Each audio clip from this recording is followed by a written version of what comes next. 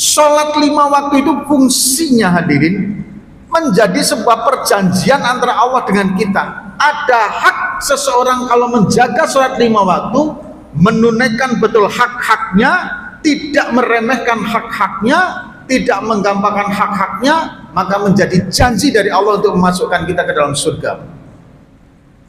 Ini hadirin hadis Rasulullah Shallallahu Alaihi Wasallam.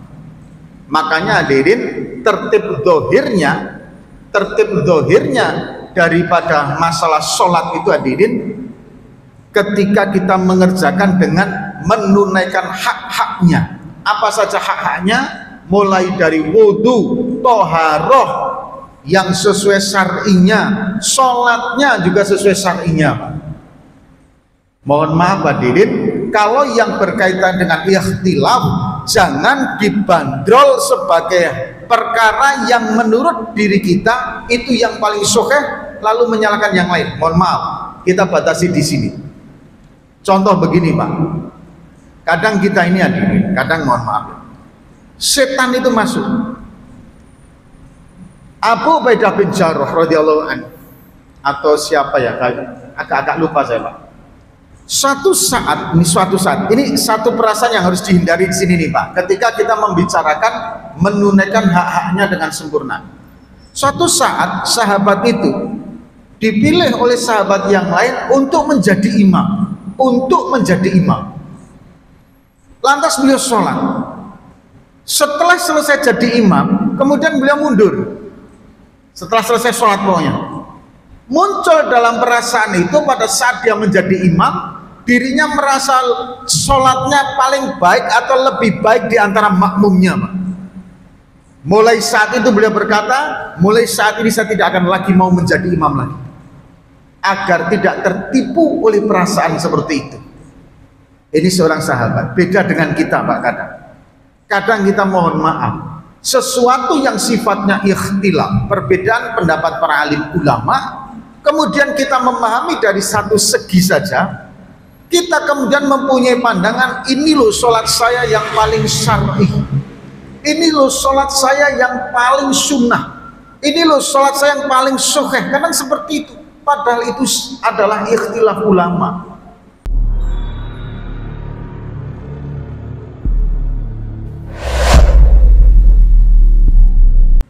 Assalamualaikum warahmatullahi wabarakatuh. A'udzu billahi minasyaitonir rajim. Bismillahirrahmanirrahim. Alhamdulillahi rabbil alamin. Nahmaduhu wa nasta'inuhu wa nastaghfiruh. Wa na'udzu billahi min syururi anfusina wa min sayyiati a'malina. Mal yahdillahu fala mudhillalah wa may yudlil fala hadiyalah. Allahumma sholli wa sallim ala sayyidina Muhammad wa ala alihi wa ashabihi wa man tabi'ahum bi ihsanihi ila yaumil qiyamah, amma ba'd. Yang kami muliakan para alim, para ulama, para kiai, para ustadz, para imam. Kemudian yang kami muliakan Ketua Pengurus Masjid Al-Uswah beserta kepengurusannya. Yang kami muliakan Bapak Ibu semua, abang, adik, kakak yang alhamdulillah hadir dalam pengajian kita. Hadirin yang dirahmati oleh Allah, marilah kita bersyukur kepada Allah Subhanahu wa taala atas segala nikmat, rahmat, hidayah yang Allah Subhanahu wa taala berikan kepada kita. Untuk itu marilah kita memuji kepadanya dengan mengucapkan alhamdulillahi rabbil alamin.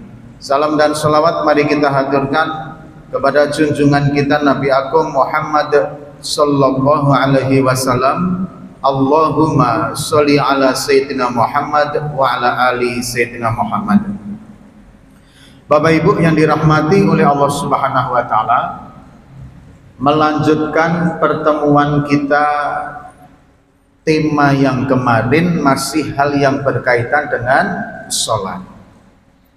Pada pertemuan yang lalu hadirin, kita sudah membahas satu keutamaan menjadi imam 2 keutamaan menjadi muadzin, 3 keutamaan seseorang yang diuji dengan kemiskinan, dengan susahnya kehidupan, tapi tidak lupa terhadap bekal untuk akhiratnya.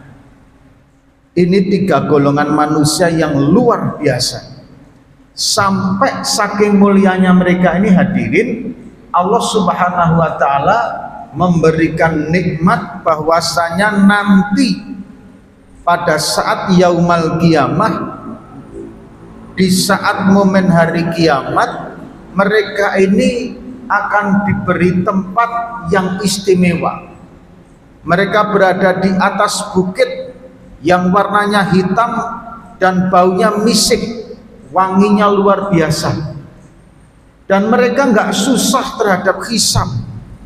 Bahkan mereka nggak terkejut, nggak heran, nggak panik terhadap situasi saat itu. Bayangkan hadirin, berarti seseorang ataupun mereka ini hadirin, golongan-golongan ini sudah mendapat satu keyakinan ataupun perasaan nyaman bahwa dirinya insya Allah akan selamat. Orang kan semestinya begini Bapak Ibu, kalau menghadapi sesuatu kemudian dia nggak panik, tenang. Misalkan dia menghadapi ujian ataupun seleksi, karena sudah ada kabar bahwa dia akan diterima, akan lolos, tentu dia nggak panik, tentu dia enak, tentu dia nyaman. Begitu juga mereka hadirin, keadaan hisab yang sedang luar biasa susahnya, keadaan saat itu sedang paniknya luar biasa, tapi mereka hadirin yang dirahmati oleh Allah justru berada di satu tempat yang mulia, dan mereka tidak gundah, tidak susah dengan hisab, dan tidak panik juga dengan keadaan saat itu. Siapa mereka? Yang pertama, seorang imam yang membaca ayat-ayat Al-Quran dan makmumnya ridho kepada dirinya. Ini yang pertama. Yang kedua adalah muadzin yang mengumandangkan adzan semata-mata karena mengharap Allah Subhanahu wa taala. Yang kedua. Yang ketiga adalah orang-orang yang diuji dengan susahnya kehidupan ekonomi, diuji dengan kefakiran, diuji dengan kemiskinan, tapi mereka tidak lengah sedikit pun dari menyiapkan bekal untuk urusan akhiratnya. Ini kalau Bapak Ibu berada dalam zona ini luar biasa Bapak Ibu. Makanya orang ini kalau menyadari di balik kemiskinan, di balik kefakiran, dipandang dari sudut pandang keimanan, mereka akan bersyukur dengan kemiskinan dan kefakirannya Pak. Tapi ini tidak mudah, karena perlu keridhaan dan keikhlasan yang ekstra. Kita lanjutkan hadirin yang dirahmati oleh Allah Subhanahu wa taala. Kemudian pada pertemuan kita kali ini kita akan membahas hal yang berkaitan dengan keutamaan sholat dan ancaman orang yang meremehkan, orang yang merendahkan, orang yang menggampangkan. Nah, bahasa yang tepatnya begini, orang yang menggampangkan tentang urusan sholat. Ini kita akan membahas pada pertemuan kali ini. Semoga nanti bisa selesai. Andaikan tidak selesai, kita lanjutkan di pekan yang akan datang. Nah hadirin yang dirahmati oleh Allah Subhanahu wa taala, sholat ini perintah Allah yang luar biasa. Saking pentingnya sholat itu, dalam sebuah hadis panjang itu sampai ada sebuah pertanyaan, adakah yang lebih penting lagi selain masalah sholat di hadapan Allah selain tauhid? Karena yang terpenting itu yang pertama adalah tauhid yang benar, kemudian yang kedua adalah perintah sholat.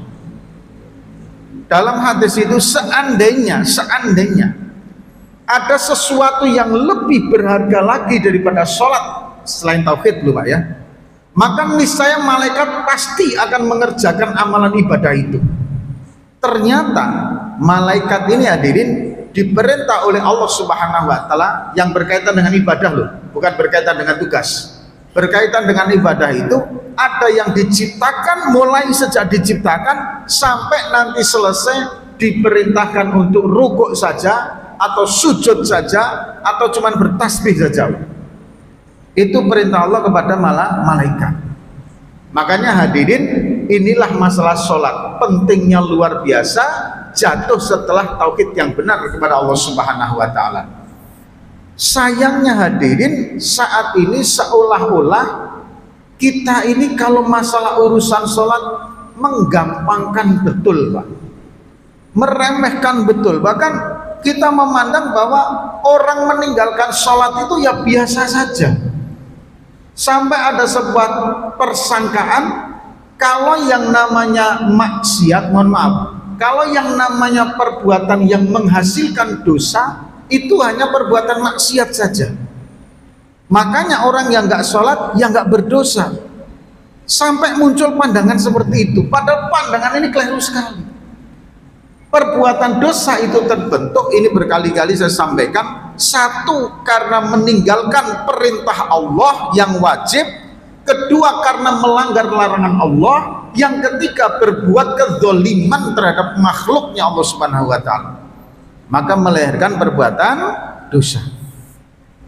Nah hadirin yang dirahmati oleh Allah Subhanahu wa taala, selain tauhid, salah satu fungsi tentang masalah kedisiplinan kita menjalankan sholat itu sebagai sebuah janji antara kita dengan Allah Subhanahu wa taala untuk masuk surganya.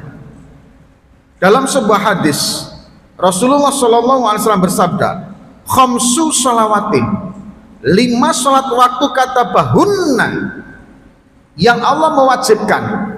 Perhatikan di sini, Pak. Dalam ilmu nahwu syarah itu ada yang namanya non tauhid fakilah, ada non tauhid khafifah. Kalau non tauhid khafifah, non ini jatuh setelah kalimat sempurna.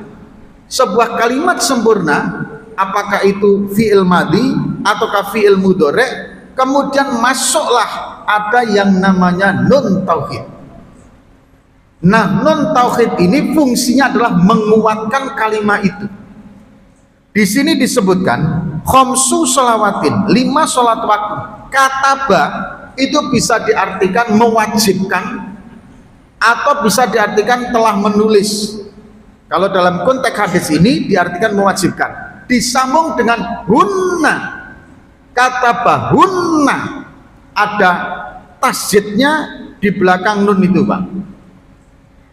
Nah, hadirin yang dirahmati oleh Allah Subhanahu wa taala, Allah mewajibkan alal ibadati atas ibadah, faman jabihinna, maka barang siapa yang mendatanginya, walam yudoyi, dan tidak menyia-nyiakan minhunna dari kelima tersebut, syai'an sesuatu pun, istighfafan karena meremehkan, bihaqihinna dengan hak kelima perkara tersebut, karena makalahu indallahi ahdun ayudakhilahu, maka yang 5 tersebut indallah di hadapan Allah ahdun menjadi janji ayat akhilahu untuk Allah memasukkan hu kepadanya al-jannata ke surga.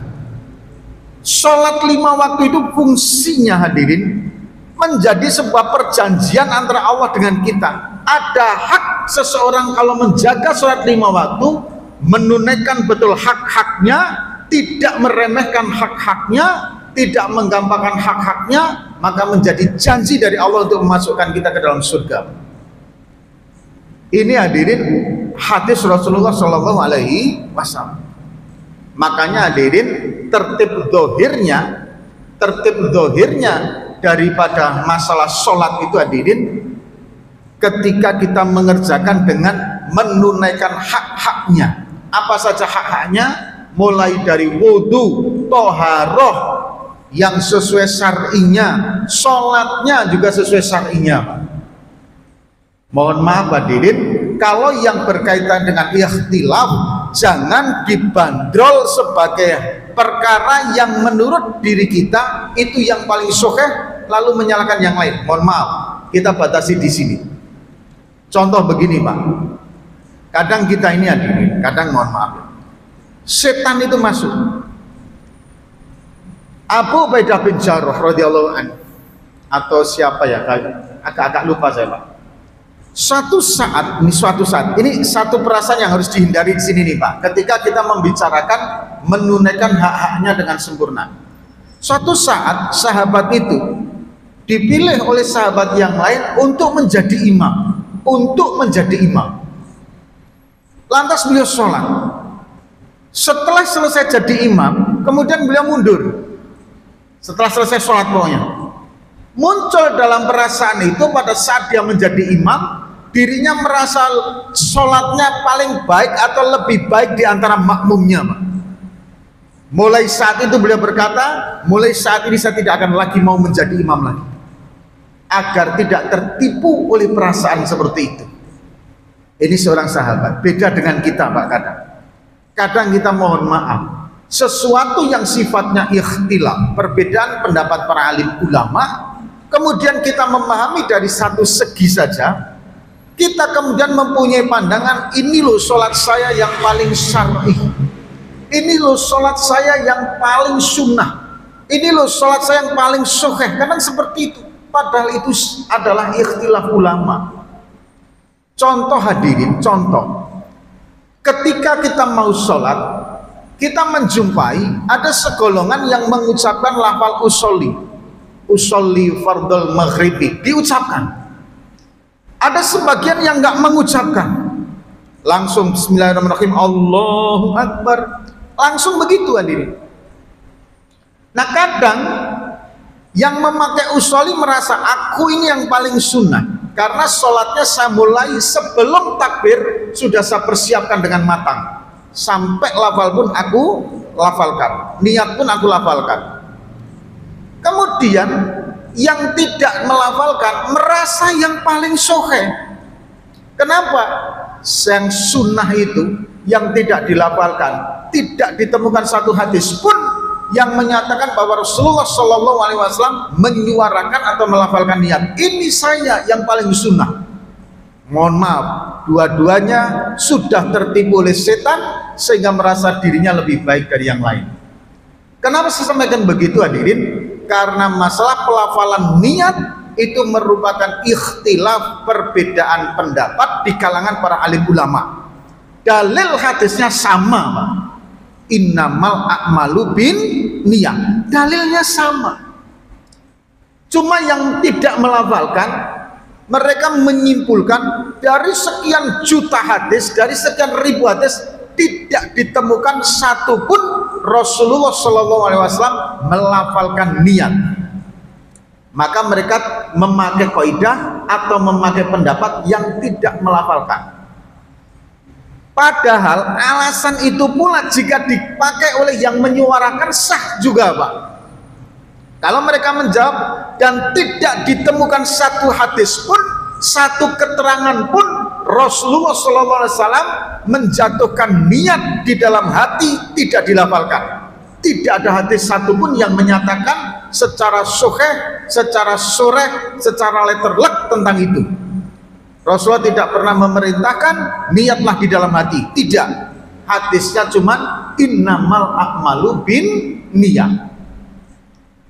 Sama-sama tidak ada dalilnya, timbullah penafsiran yang berbeda. Nah ini jangan sampai kemudian menjadi pintu setan merasa diri kita ketika sholat yang full sunnah perasaan kita, maka kemudian menghukumi orang lain yang berbeda dengan kita adalah salah.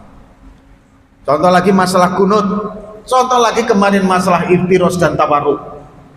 Ini ada lagi Pak yang sudah sampai ke saya lagi.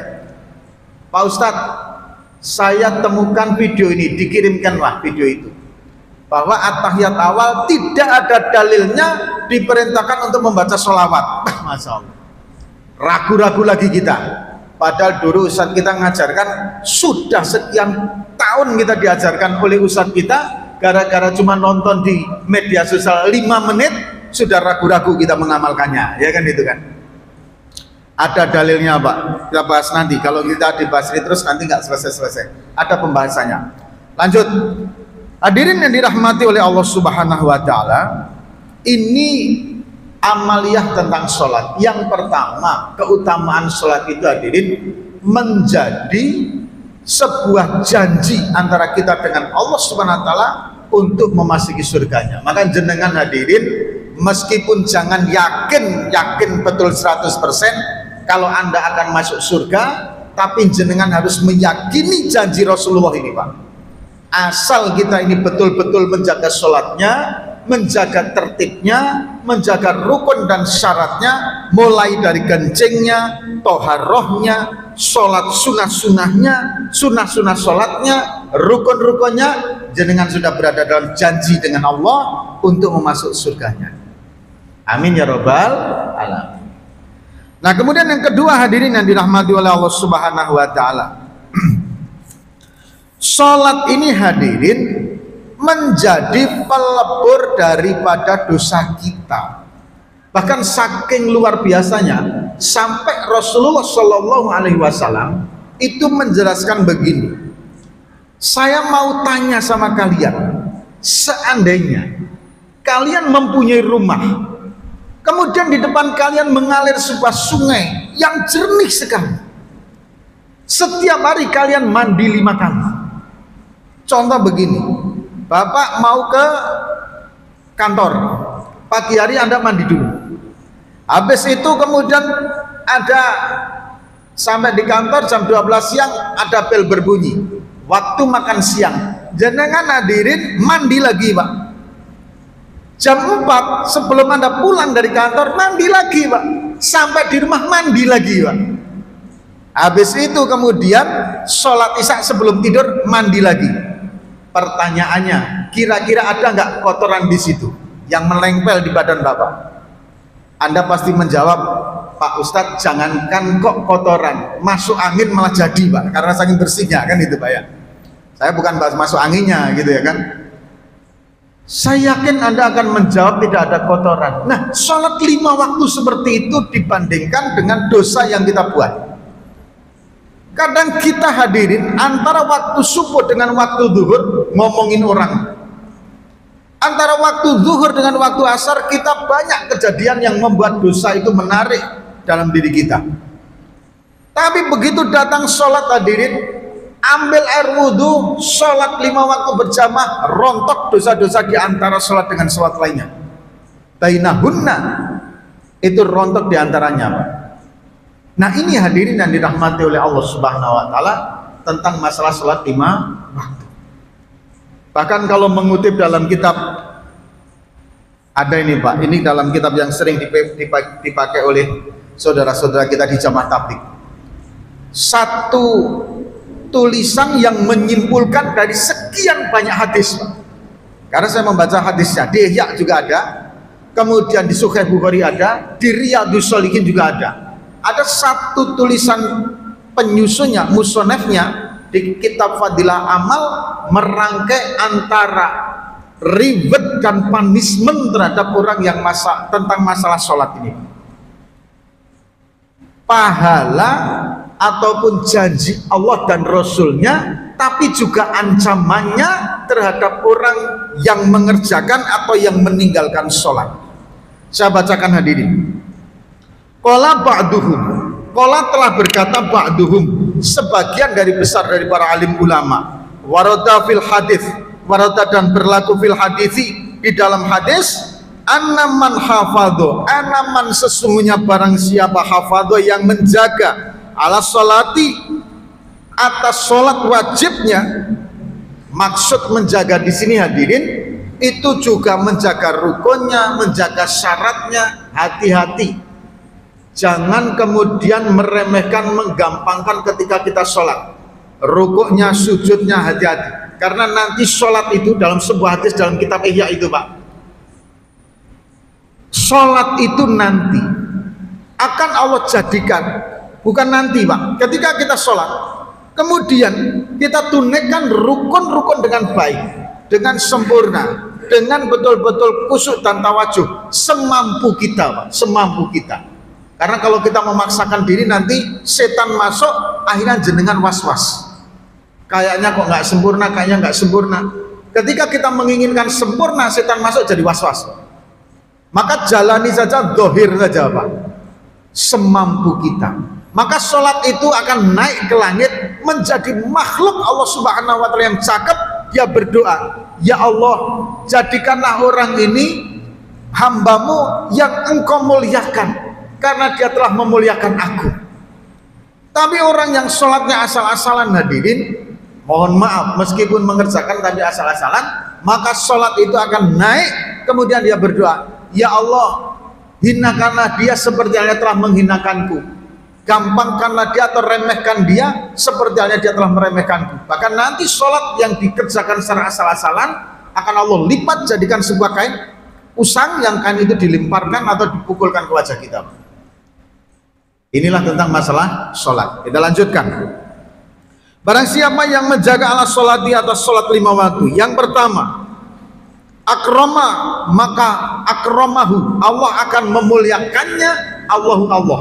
Jadi kalau di dalam susunan bahasa Arab itu subjeknya kadang jatuh setelah objek Pak. Jadi fi'il, fa'il, maf'ul, subjek, predikat, objek kalau kita. Tapi kalau dalam Arab kadang subjek, objek, predikat. Bi khamsi khisalin, dengan 5 perkara. Yang pertama, yarfa'u anhu. Hadirin yang dirahmati oleh Allah Subhanahu wa Ta'ala, barang siapa yang menjaga 5 waktu dengan baik, dengan bagus, maka Allah akan memuliakan dengan 5 perkara. Yang pertama, yarfa'u, Allah akan mengangkat anhu darinya dikul aisyah, sempitnya hidup. Hadirin, ini solusi sekarang ini hadirin, dalam kompetisi yang seperti ini, efisiensi, ekonomi global, ekonomi regional menghangat semua. Belum lagi mohon maaf, isu politik yang terkadang membingungkan umat, ya kan? Isu politik itu luar biasa Pak.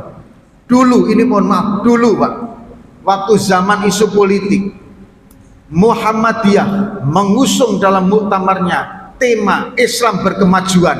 Karena nggak ada tersinggungan dengan politik, nggak muncul buli-bulian tentang Islam berkemajuan. Padahal itu kalau dicermati kalimatnya, seakan-akan Islam nggak maju, kan gitu kan? Islam berkemajuan, seakan-akan sebelumnya nggak maju. Padahal bukan itu maksud Muhammadiyah. Dalam muktamarnya ada agenda besar yang ingin mereka buat di dalam ormas itu, tidak dibully. Atau sekolah-sekolah SDIT, sekolah dasar Islam terpadu, seakan-akan Islam itu belum lengkap, harus dipadukan dengan yang lainnya. Nggak menjadi sebuah pertanyaan dan nggak sebagai gunjingan Pak. Ada lagi hadirin, mohon maaf, Muslim Pancasila zaman Pak Harto, berarti ada Muslim non Pancasila dong, harusnya kan begitu Pak. Tapi nggak dibully. Begitu NU mengeluarkan Islam Nusantara, Masya Allah, dari ujung rambut sampai ujung kaki bully semua, geger semua. Apalagi ditambah lagi yang sholat kemudian dengan pakai bahasa Indonesia, sholawatan dangdutan, labelnya ini Islam Nusantara, Islam Nusantara, hajar habis-habisan NU Pak. Ini kadang umat menjadi bingung. Diterangkan Islam Nusantara itu bukan begitu. Islam Nusantara itu adalah aturan syar'inya tetap, tetapi tidak meninggalkan kearifan budaya lokal. Contoh hadirin, jenengan sholat menutup aurat wajib, itu Islamnya. Nusantaranya memakai batik, boleh nggak sholat memakai batik? Boleh, sah. Contoh seperti itu, itulah Islam Nusantara. Bukan Islam Nusantara bahasanya sholatnya di Indonesia kan, mana ada yang kayak gitu. Tapi jadi gaduh, umat jadi bingung Pak.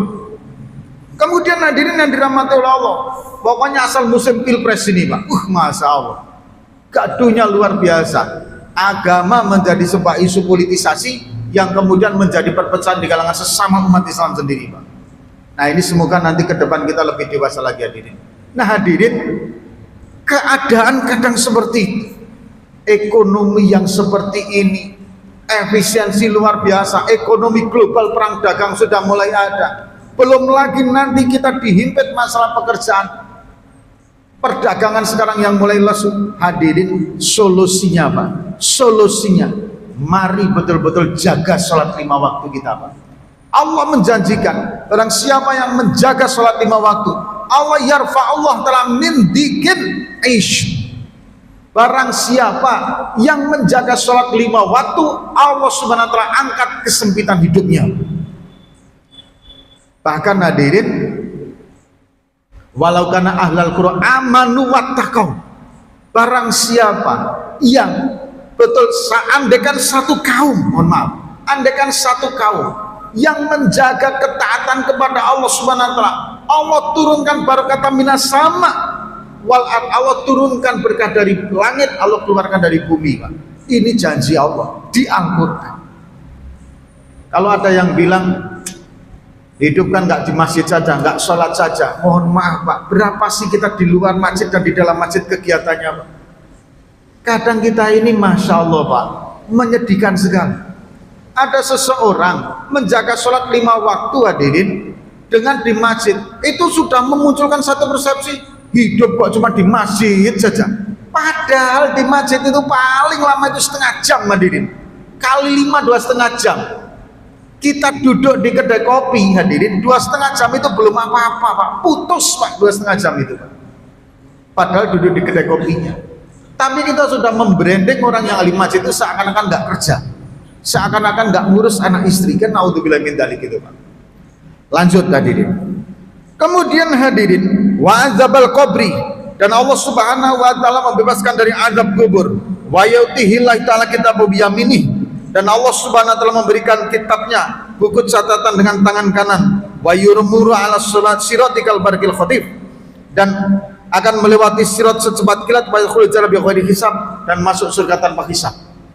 Ini 5 yang pernah saya sampaikan, pernah saya terangkan, pernah saya jabarkan panjang lebar jauh-jauh sebelum kita membahas tentang perkara ini.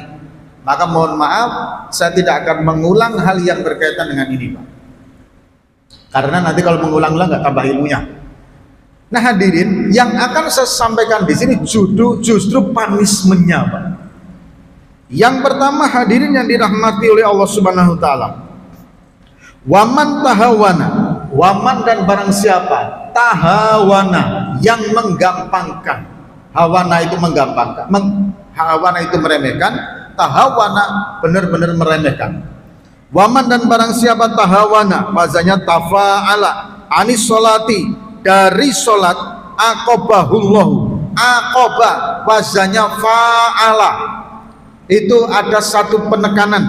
Barang siapa yang menggampangkan urusan sholat, maka sungguh Allah subhanahu wa ta'ala akan benar-benar menggampangkan. Inilah Pak, kalau kita membaca hadis, mengetahui ilmu sorofnya, ilmu nahunya, maka dalam sebuah kalimat ada akan muncul sir, rahasia pemakaian kalimat itu Pak. Contoh tadi Pak, hawana ada alifnya, dengan hawana tanpa alif sama artinya apa? Yaitu menggampangkan. Sama dengan tahawana, menggampangkan juga. Tapi kenapa ini memakai tahawana sedangkan ini memakai hawana? Inilah nanti dalam ilmu sorof akan mengandung unsur arti tertentu Pak. Sama dengan kalimat kullu bid'atin itu, kullu bid'ah dolalah itu Pak. Rasulullah tidak memakai kata-kata bid'ah dolalah langsung, tidak, tapi Rasulullah memakai kata-kata kulun, karena dalam ilmu balaghah kulun itu mempunyai makna kuli dan mempunyai makna kulliyah. Jangan nanti bisa cek gitu Pak, apa kan sekarang ini kan zaman sudah luar biasa ya kan, AI itu kan ada apa, Gemini, ChatGPT, bahkan Meta juga melayar. Jangan tanya saja di situ apa makna kuli dalam ilmu balaghah, maka jangan akan muncul di situ Pak. Sehingga muncullah hadirin nanti ada bid'ah hasanah, ada bid'ah dolalah, begitu seterusnya. Kemudian hadirin yang dirahmati oleh Allah Subhanahu wa taala, aqabahullah, maka Allah akan menyiksanya bi khamsin dengan 5 perkara, bi khamsa asyarata dengan 15 perkara, ukubatan dengan siksaan, khamsatan fid dunya 5 di dunia, wa salasatun indal mauti dan 3 ketika maut, wa salatun fi qabrihi dan 3 di dalam kubur, wa salatun inda khurujihi minal qabri dan 3 ketika nanti keluar dari kubur. Hadirin yang dirahmati oleh Allah Subhanahu wa taala. Fa amal lawani fi dunya, maka adapun perkara-perkara yang atas di dunia, barang siapa yang menggampangkan salatnya, Allah azab dengan 15 perkara. 5 perkara di dunia. Yang pertama, hadirin yang dirahmati Allah, fal ulama, maka yang pertama, tungza'u, Allah mencabut al barakatu, keberkahan, min umurihi, dari umurnya. Hadirin bayangkan Pak, kita punya umur tapi nggak berkah. Umur ini kadang kita ada kalimat umur hanya masalah angka. Sepakat Pak, saya setuju. Umur hanya masalah angka, sepakat. Apa arti umur panjang-panjang sampai tua pun kalau nggak bisa taat kepada Allah Subhanahu wa taala? Apa arti manfaatnya? Kalau umur hanya dijadikan nanti sebagai saksi ketika kita menyanyiakan sholat. Hadirin mohon maaf, hari ini Bapak Ibu bertungkus lumus, gila-gilaan ngumpulin harta, mobil berserak, rumah tinggi, kemewahan luar biasa, pangkat jabatan nyundul langit Pak. Apa artinya semua kalau nanti itu semua hanya akan menjadi saksi Anda meninggalkan sholat Pak? Mobilnya akan ngomong, dulu pada waktu maghrib saya sudah diajak jalan menuju tempat-tempat kesenang-senangan. Maka kemudian bajunya yang mewah, yang bermerek juga akan ngomong, saya dulu dibeli hanya untuk menundukkan kemaksiatan-kemaksiatan ini. Apa arti itu semua Pak? Kalau mereka hanya nanti akan menjadi saksi kemaksiatan kita. Naudzubillah min dzalik. Sama hadirin, Anda mempunyai pengawal, banyak Pak pengawalnya. Bapak mau jalan keluar saja, kawal banyak-banyak. Tapi ternyata pengawal yang Anda gaji seperti itu Pak, pengawal yang Anda muliakan seperti itu, pengawal yang Anda tebus dengan kemewahan-kemewahan itu, tiba-tiba pada saat dipersidangkan mereka memberatkan sampean semua. Apa artinya itu Pak? Gak ada artinya, sia-sia belaka. Begitu juga hadirin yang dirahmatilah umur kita. Apa arti umur kalau terlalu panjang tapi nggak mau taat kepada Allah Subhanahu wa taala? Makanya kalau ada orang yang mengatakan umur masalah, nggak sepakat saya Pak. Ada seseorang yang umurnya pendek hadirin, tapi umurnya dihabiskan taat kepada Allah Subhanahu wa taala. Luar biasa. Hadirin, saya itu dulu dinasihati Pak Kiai saya begini Pak. Kalau ada guru ngaji di kampung atau ustadz yang hanya ngajarkan iqra atau imam musola lah, kalian jangan pernah meremehkan mereka. Kalian jangan pernah merasa bahwa ketika kalian sudah berjuang di jalan Allah atau kalian sudah mulai taat kepada Allah Subhanahu wa taala, derajat kalian lebih tinggi daripada mereka. Belum tentu sampai di tingkat itu. Tengok dulu waktu masa kecilnya mereka habiskan untuk ngaji Pak. Oke, kita juga ngaji. Habis itu masa remaja kita sekolah umum Pak, mereka masuk pesantren. Habis masa remaja sibuk kita mencari dunia Pak, mereka masih di pesantren. Begitu lulus mereka sibuk untuk ngajar ngaji Pak.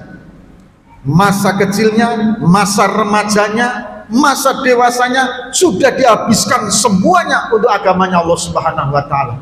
Sedangkan kita kenal agama Pak baru 3, 4, 5 tahun yang lalu Pak. Itu pun sholat kita masih kadang subuhnya kesiangan juga Pak.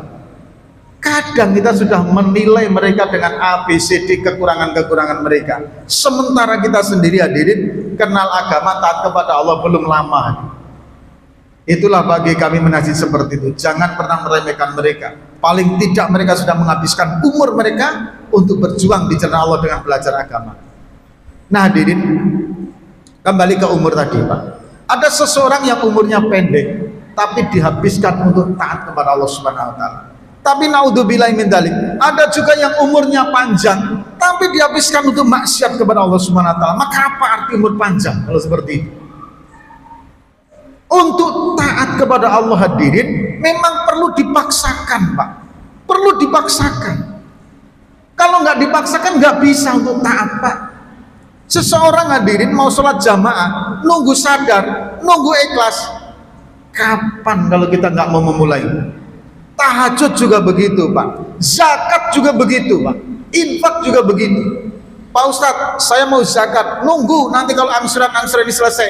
Anda angsuran selesai pun belum tentu Pak, karena biasanya angsuran sudah mulai habis, sudah diajukan lagi pengajuannya. Maka paksakan sholat 5 waktu berjamaah ke masjid, dipaksakan. Insya Allah nanti kalau sudah awal-awal dipaksakan, lama-lama nikmat Pak, lama-lama nikmat. Nah hadirin yang dirahmati oleh Allah, ini yang pertama. Kemudian yang kedua hadirin yang dirahmati oleh Allah Subhanahu wa taala, tumhasi ma'us sholihin, ciri raut muka wajah soleh hadirin, orang yang menyanyikan sholat itu lenyap, hilang Pak, karena bahasa hati. Ini tidak, mohon maaf hadirin yang dirahmati oleh Allah Subhanahu wa taala, tidak berkaitan dengan warna kulit. Ada seseorang hadirin, kulitnya meskipun putih, bajunya syar'i, tapi mohon maaf, kita kalau berdekat dengan dirinya tidak menambah rasa takut kita kepada Allah dan tidak menambah ghirah, semangat kita untuk taat pada Allah Subhanahu wa taala. Itu muncul perasaan seperti itu meskipun kita ini melihat mereka dengan baju syar'i, wajah putih, ganteng sekali. Tapi kadang ada, mohon maaf hadirin, kita ini Pak tidak kenal, ya kenal-kenal lah ya, tapi tidak terlalu akrab. Kemudian ketika kita sholat ini Pak berjamaah, Allah selesai, pikiran kita aduh nggak terkejar lagi kalau saya sholat sunnah lah, udahlah saya pengen langsung cepet-cepet aja. Begitu mau beranjak melihat kawan kita Pak, dia lagi sholat sunnah Pak, kemudian dalam diri kita muncul, aduh malu, dia aja sholat sunat, saya kok nggak sholat sunat. Kemudian kita sholat sunat. Itu manusia yang luar biasa, nur kesolehannya telah memancar Pak. Tanpa ngomong, tanpa berbicara, orang itu sudah membangkitkan rasa semangat untuk takwa kepada Allah Subhanahu wa taala. Nah orang yang menjaga sholat 5 waktu dengan baik, menyempurnakan semua, insya Allah nur seperti itu akan muncul. Tapi kebalikannya hadirin, orang yang menyanyiakan sholatnya hadirin, menggampangkan urusan sholat, rontok nur kesolehannya. Meskipun hadirin kita pandang mereka orang yang ngerti agama sekalipun, dalam diri kita aduh ngerti agama tapi masalah sholatnya kok diremehkan, akan muncul seperti itu, sehingga tidak memunculkan satu energi menggerakkan orang lain untuk taat kepada Allah Subhanahu wa taala. Hadirin, ini baru yang kedua. Insya Allah nanti kita akan sambung tentang ancaman orang yang meninggalkan sholat, orang yang menggampangkan urusan sholat. Insya Allah sampai berjumpa di pekan yang akan datang. Kemudian kita akan nanti juga akan mengkaji masalah bagaimana tertib dohirnya, kemudian tertib batinnya sholat. Semoga Allah memanjangkan usaha kita dan menjumpakan kita semua dalam pertemuan ini. Amin amin ya rabbal alamin. Kita tutup dengan doa kita majelis. Subhanakallahumma wa bihamdika asyhadu an la ilaha illa anta astaghfiruka wa atubu ilaik. Wassalamualaikum warahmatullahi wabarakatuh.